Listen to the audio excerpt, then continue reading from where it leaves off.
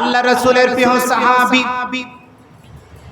হযরত আবু যার গিফারি রাদিয়াল্লাহু তাআলা আনহু বর্ণনা করেন, আল্লাহ রাসূল সাল্লাল্লাহু আলাইহি ওয়াসাল্লাম ইরশাদ করেন, আবু যার গিফারি রাদিয়াল্লাহু তাআলা আনহু বলেন, খারাজা জামানাশ শীতা, আমি আল্লাহ রাসূলের সাথে শীতকালে বের হলাম, সফরে বের হলাম শীতকালে। তখন শীতকালে কিন্তু গাছের পাতাগুলা অটোমেটিকলি ঝরে, শীতকালে কিন্তু গাছের পাতাগুলা ঝরে।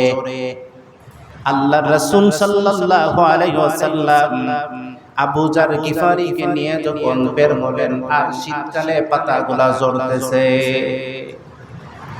আল্লাহ রাসূল সাল্লাল্লাহু আলাইহি ওয়াসাল্লাম গাছের দুটি ডালকে আরো শক্ত করে ধরে জুড়ে জাকা দিলেন।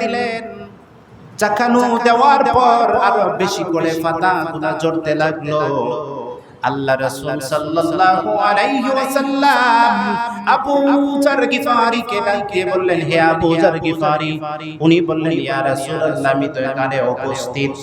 আল্লাহ রাসূল সাল্লাল্লাহু আলাইহি ওয়াসাল্লাম আবু যার গিফারি রাদিয়াল্লাহু তাআলা আনহুকে ডাক দিয়ে বলেন, হে আবু যার গিফারি, তুমি চেয়ে দেখো গাছ থেকে পাতাগুলা কিভাবে ঝরতেছে। চেয়ে দেখো না গাছ থেকে কিভাবে পাতাগুলা ঝরতেছে।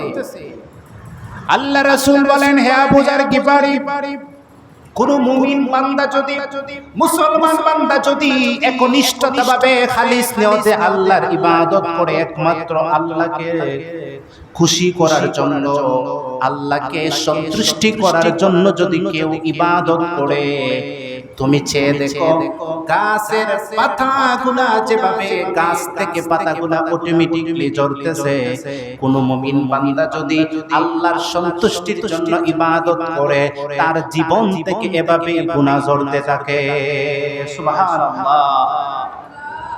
এজন্য আমরা নামাজ হচ্ছে প্রতিটা মানুষের জীবনের দায়িত্ব এবং কর্তব্যটা আল্লাহ আমাদেরকে হুকুম করেছেন, আমরা এটা আদায় করতে হবে।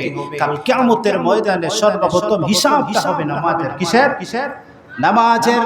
আল্লাহ রাসূল বলেন, আউয়ালু মা ইউহাসাবু বিহি আবদু ইয়াউমাল কিয়ামাতি আস-সালাহ। কাল কিয়ামতের ময়দানে সর্বপ্রথম হিসাব হবে নামাজের। এখন আমাদের নামাজ পড়ার দরকার আছে কিনা? নামাজ আমাদের পড়তে হবে। নামাজ আমাদের জীবনের সম্পদ হিসাবে গ্রহণ করে নিতে হবে। এজন্য নামাজ পড়লে, আল্লাহর হুকুম আহকাম পালন করলে, ইবাদত করলে আল্লাহ রাসূলের জিম্মায় আমরা হয়ে যাব। আরেকটি হাদিস বর্ণনা করি। আল্লাহ রাসূল সাল্লাল্লাহু আলাইহি ওয়াসাল্লাম বলেন, মান সাল্লা সালাতানা ওয়াস্তাকবালা কিবলাতানা ওয়া আকালা সাবিহাতানা ফাযালিকাল মুসলিম। আল্লাহ রাসূল সাল্লাল্লাহু আলাইহি ওয়াসাল্লাম বলেন, কেউ যদি আমাদের ন্যায় নামাজ আদায় করে, আমাদের ন্যায় যদি কেউ নামাজ আদায় করে, মান সাল্লা সালাতানা ওয়াস্তাকবালা কিবলাতানা, আমাদের কিবলাকে কিবলা মনে করে, ওয়াকালা সাবিহাতানা, আমরা যে পশু জবাই করি এই পশুটা যেন তারা ভক্ষণ করে, ফাযালিকাল মুসলিম। আল্লাহ রাসূল বলেন, ওই ব্যক্তি হলেন মুসলমান। আর মুসলমান হওয়ার পরে আল্লাহ রাসূল পরের অংশ কি বলেন? আল্লাহ রাসূল বলেন, ফাযালিকাল মুসলিম আল্লাযী লাহু জিম্মাতুল্লাহি ওয়া জিম্মাতু রাসূলি ফালা তুগফিরুল্লাহু ফি জিম্মাতিহি। রাব্বুল আলামিন আল্লাহ রাসূল বলেন, আল্লাহ এবং আল্লাহ রাসূল ওই ব্যক্তির জন্য জিম্মাদার হয়ে যায়। সুবহানাল্লাহ। ফালা তুগফিরুল্লাহু ফি জিম্মাতিহি। আর আল্লাহ যে কথা বলেন, আল্লাহর রাসূল যে কথা বলেন, এই কথার মধ্যে কোনো সন্দেহ নাই, এই কথার মধ্যে কোনো বড় খেলাফ নাই। ফালা তুগফিরুল্লাহু ফি জিম্মাতিহি, আল্লাহ রাসূল ওই ব্যক্তির জন্য জিম্মাদার হয়ে যায়। সুবহানাল্লাহ।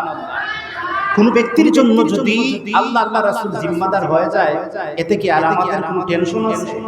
কোনো টেনশন নাই। যে ব্যক্তির জন্য আল্লাহ এবং আল্লাহর রাসূল নিজে জিম্মাদার হয়ে যাবে, ওই ব্যক্তির দুনিয়া তো টেনশন নাই, আখিরাতেও টেনশন নাই। ঠিক কি না? এখন আমাদেরকে আল্লাহর হুকুম মানতে হবে না? আল্লাহর হুকুম মানতে হবে, ইবাদত করতে হবে, নামাজ আমরা পড়ার চেষ্টা করতে হবে। পুরুষ কিংবা মহিলা আমরা সবাই নামাজ পড়তে হবে। নামাজ ছাড়া জীবনে বাঁচার কোনো উপায় নাই।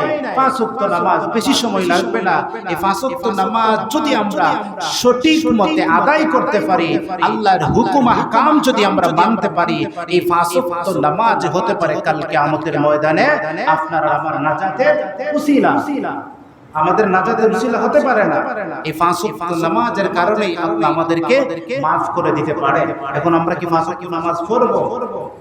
আমরা অবশ্যই 5 ওয়াক্ত নামাজ আদায় করতে হবে, তাহলে আল্লাহ রাব্বুল আলামিন আমাদের জীবনের গুনাহ খাতাকে আল্লাহ মাফ করে দিতে পারেন। আমরা সকলে বলেন আমিন।